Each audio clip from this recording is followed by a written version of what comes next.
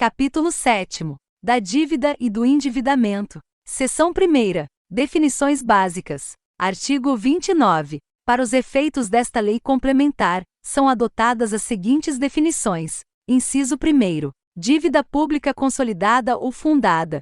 Montante total, apurado sem duplicidade, das obrigações financeiras do ente da federação, assumidas em virtude de leis, contratos, convênios ou tratados, e da realização de operações de crédito, para amortização em prazo superior a 12 meses. Inciso 2º. Dívida pública mobiliária. Dívida pública representada por títulos emitidos pela União, inclusive os do Banco Central do Brasil, estados e municípios. Inciso 3º. Operação de crédito.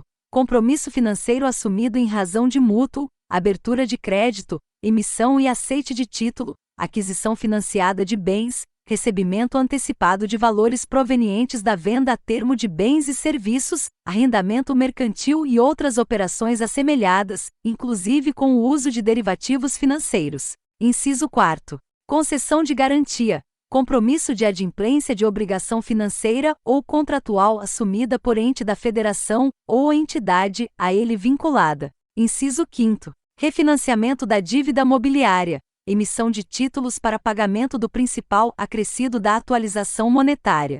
Parágrafo 1º. Equipara-se a operação de crédito à assunção, o reconhecimento ou a confissão de dívidas pelo ente da federação, sem prejuízo do cumprimento das exigências dos artigos 15 e 16. Parágrafo 2º. Será incluída na dívida pública consolidada da União a relativa à emissão de títulos de responsabilidade do Banco Central do Brasil. Parágrafo 3º. Também integram a dívida pública consolidada as operações de crédito de prazo inferior a 12 meses cujas receitas tenham constado do orçamento. Parágrafo 4º. O refinanciamento do principal da dívida mobiliária não excederá, ao término de cada exercício financeiro, o montante do final do exercício anterior, somado ao das operações de crédito autorizadas no orçamento para este efeito e efetivamente realizadas, acrescido de atualização monetária. Seção 2ª. Dos limites da dívida pública e das operações de crédito. Artigo 30.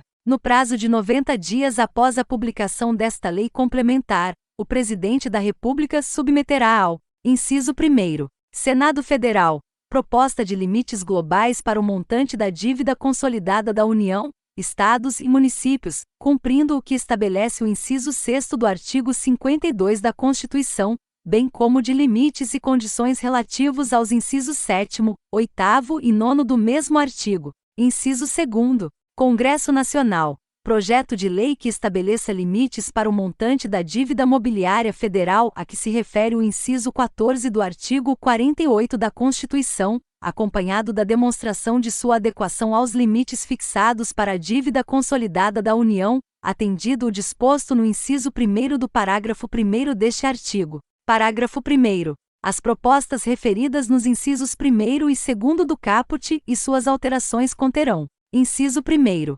Demonstração de que os limites e condições guardam coerência com as normas estabelecidas nesta lei complementar e com os objetivos da política fiscal. Inciso 2º. Estimativas do impacto da aplicação dos limites a cada uma das 3 esferas de governo. Inciso 3º. Razões de eventual proposição de limites diferenciados por esfera de governo. Inciso 4º. Metodologia de apuração dos resultados primário e nominal. Parágrafo 2º. As propostas mencionadas nos incisos 1º e 2º do caput também poderão ser apresentadas em termos de dívida líquida, evidenciando a forma e a metodologia de sua apuração. Parágrafo 3º. Os limites de que tratam os incisos 1º e 2º do caput serão fixados em percentual da receita corrente líquida para cada esfera de governo e aplicados igualmente a todos os entes da federação que a integrem, constituindo, para cada um deles, limites máximos. Parágrafo 4º.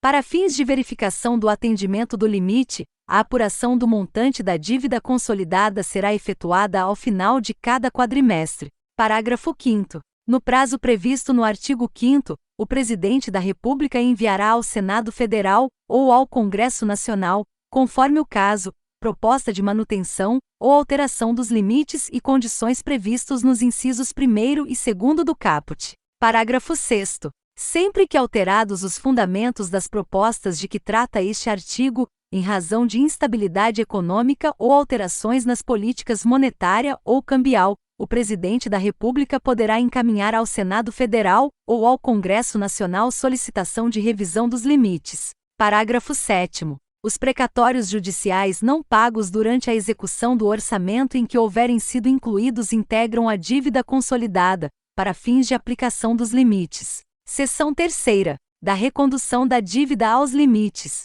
Artigo 31. Se a dívida consolidada de um ente da Federação ultrapassar o respectivo limite ao final de um quadrimestre, deverá ser a ele reconduzida até o término dos 3 subsequentes, reduzindo o excedente em pelo menos 25% no primeiro. Parágrafo 1º.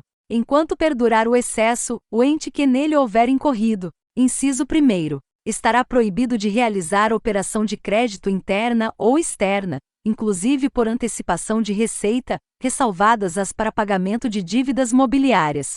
Inciso 2º. Obterá resultado primário necessário à recondução da dívida ao limite, promovendo, entre outras medidas, limitação de empenho, na forma do artigo 9º. Parágrafo 2º. Vencido o prazo para retorno da dívida ao limite, e enquanto perdurar o excesso, o ente ficará também impedido de receber transferências voluntárias da União ou do Estado. Parágrafo 3º. As restrições do parágrafo 1º aplicam-se imediatamente se o montante da dívida exceder o limite no primeiro quadrimestre do último ano do mandato do chefe do Poder Executivo. Parágrafo 4º. O Ministério da Fazenda divulgará, mensalmente, a relação dos entes que tenham ultrapassado os limites das dívidas consolidada e mobiliária. Parágrafo 5º.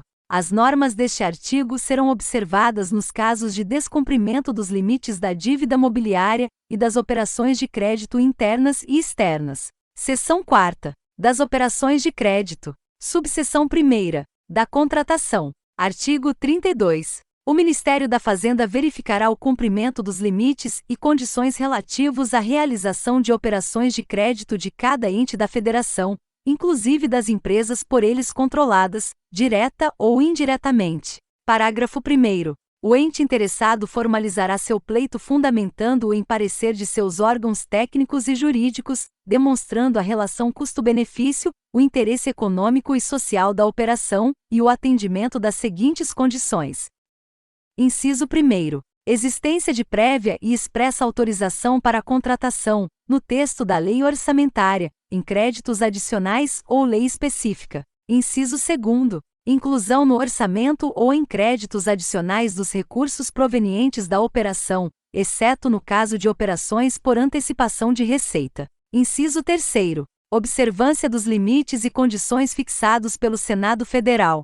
Inciso 4º. Autorização específica do Senado Federal, quando se tratar de operação de crédito externo. Inciso 5º.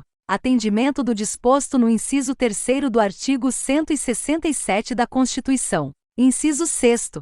Observância das demais restrições estabelecidas nesta lei complementar. Parágrafo 2º. As operações relativas à dívida mobiliária federal autorizadas, no texto da lei orçamentária ou de créditos adicionais, serão objeto de processo simplificado que atenda às suas especificidades. Parágrafo 3º. Para fins do disposto no inciso 5º do parágrafo 1º, considerar-se-á, em cada exercício financeiro, o total dos recursos de operações de crédito nele ingressados e o das despesas de capital executadas, observado o seguinte. Inciso 1º. Não serão computadas nas despesas de capital as realizadas sob a forma de empréstimo ou financiamento a contribuinte, com o intuito de promover incentivo fiscal, tendo por base tributo de competência do ente da federação, se resultar a diminuição, direta ou indireta, do ônus deste. Parágrafo 2º. Se o empréstimo ou financiamento a que se refere o inciso 1º for concedido por instituição financeira controlada pelo ente da federação, o valor da operação será deduzido das despesas de capital. Parágrafo 4º. Sem prejuízo das atribuições próprias do Senado Federal e do Banco Central do Brasil, o Ministério da Fazenda efetuará o registro eletrônico centralizado e atualizado das dívidas públicas interna e externa, garantido o acesso público às informações que incluirão: inciso 1º. Encargos e condições de contratação. Inciso 2º. saldos atualizados e limites relativos às dívidas consolidada e imobiliária, operações de crédito e concessão de garantias. Parágrafo 5º. Os contratos de operação de crédito externo não conterão cláusula que importe na compensação automática de débitos e créditos. Parágrafo 6º. O prazo de validade da verificação dos limites e das condições de que trata este artigo e da análise realizada para a concessão de garantia pela União será de, no mínimo, 90 dias e, no máximo, 270 dias, a critério do Ministério da Fazenda. Parágrafo 7º. Poderá haver alteração da finalidade de operação de crédito de estados, do Distrito Federal e de municípios sem a necessidade de nova verificação pelo Ministério da Economia, desde que haja prévia e expressa autorização para tanto, no texto da lei orçamentária, em créditos adicionais ou em lei específica, que se demonstre a relação custo-benefício e o interesse econômico e social da operação, e que não configure infração a dispositivo desta lei complementar. Artigo 33. A instituição financeira que contratar operação de crédito com ente da Federação, exceto quando relativa à dívida mobiliária ou à externa, deverá exigir comprovação de que a operação atende às condições e limites estabelecidos. Parágrafo 1º. A operação realizada com infração do disposto nesta lei complementar será considerada nula, procedendo-se ao seu cancelamento,